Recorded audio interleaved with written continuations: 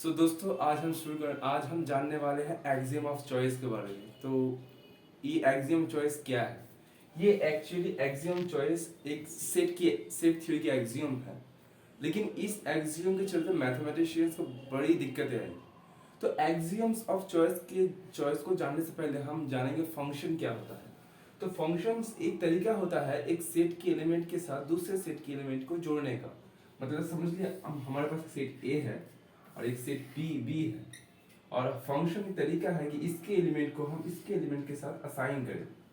Okay, तो function एक तरीका होता है, एक प्रिसाइज तरीका होता है, जिस तरीके से अगर हमारे पास एक set of pair of shoes, मतलब बहुत सारे जूते का जो एक बहुत सारे सेट, ठीक है, हर एक जूता का एक पेयर ले लीजिए, और हम एक ऐसा फंक्शन बनाते हैं कि हर पेयर में से सिर्फ लेफ्ट वाला ही हम सेलेक्ट करेंगे। ठीक है, अगर ये शू का जो सेट है इनफिनाइट तक जाए फिर भी हम सिलेक्ट की प्रोसेस चला सकते हैं, क्योंकि हमारे पास एक वेल डिफाइंड फंक्शन है। और वो फंक्शन क्या करता है, हर पेयर से एक लेफ्ट जो शू है उसको निकाल लेता है। तो ये पॉसिबल, लेकिन क्या हो अगर हमारे पास पेयर ऑफ शॉक्स हो, शू के बदले शॉक्स हो। अब जानते हैं आप, अगर हम दो पेयर के जो शॉक्स है, दो पेयर के शॉक्स में कोई डिफरेंस ना हो तो दोनों को आइडेंटिफाई करना मुश्किल है। तो इस तरीके में हम ऐसे फंक्शंस, डिफाइंड फंक्शंस नहीं बना सकते। मतलब कोई ऐसे नहीं बोल सकता कि देखो तुम्हारे पास दो शॉक्स हैं, दोनों शॉक्स एक साथ हैं, कोई अलग अलग नहीं किया हुआ है, कौन सा लेफ्ट में कौन सा राइट में।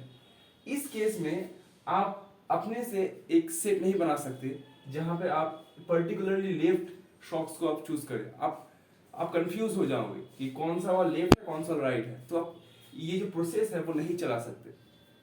हमारे एक्सियम ऑफ चॉइस कहता है कि आप ये कर सकते हो। There is a well defined function जो हर एक पेयर में से एक पर्टिकुलर एलिमेंट को चूज करे।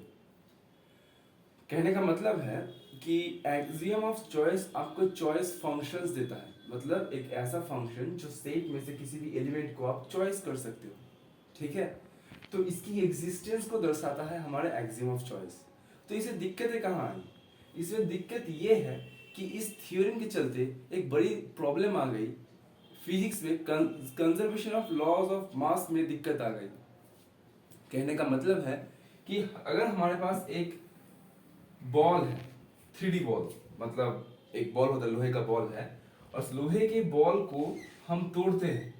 ठीक है, इसको अलग अलग पार्ट में तोड़ते हैं।